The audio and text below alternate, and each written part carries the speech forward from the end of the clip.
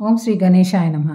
ఈ వీడియోలో షష్టగ్రహ కూటమి గురించి తెలుసుకోండి. షష్టగ్రహ కూటమి మీనరాశిలో శని, రవి, చంద్ర, బుధ, శుక్ర, రాహు గ్రహాల కలయికతో ఈ నెల 29, 30 తారీఖు కనిపిస్తుంది. ఈ గ్రహ కూటమి మీనరాశిలో ఏర్పడుతున్నది. మీనరాశి జలతత్వ రాశి అనగా ఇది సముద్రాన్ని సూచిస్తుంది. మనకి జలతత్వ రాశులు లేదా మోక్షాన్ని ఇచ్చే రాశులు 4, 8, 12 అంటే కర్కాటకము, వృశ్చికము, మీనరాశులు. కర్కాటకము మంచినీరు అంటే నదులను, వృశ్చికము మురికి నీరు, మడుగులు, కాలువలను, మీనము ఉప్పు నీరు అంటే సముద్రాన్ని సూచిస్తుంది.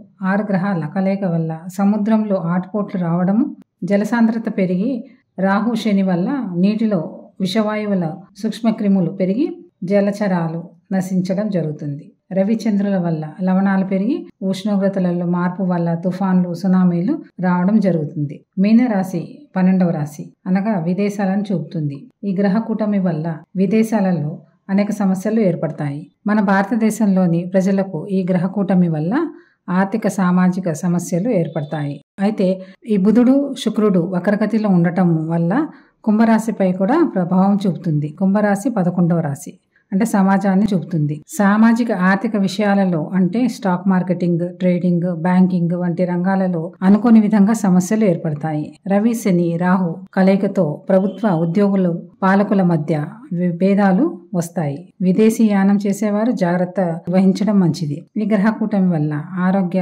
ఆర్థిక సమస్యల నుండి తట్టుకోవడానికి మెడిటేషన్ చేయండి. మీ ఇష్ట దేవత ఆరాధన, దైవ కార్యాలు, తీర్థయాత్రలు, దాన ధర్మాలు చేయండి.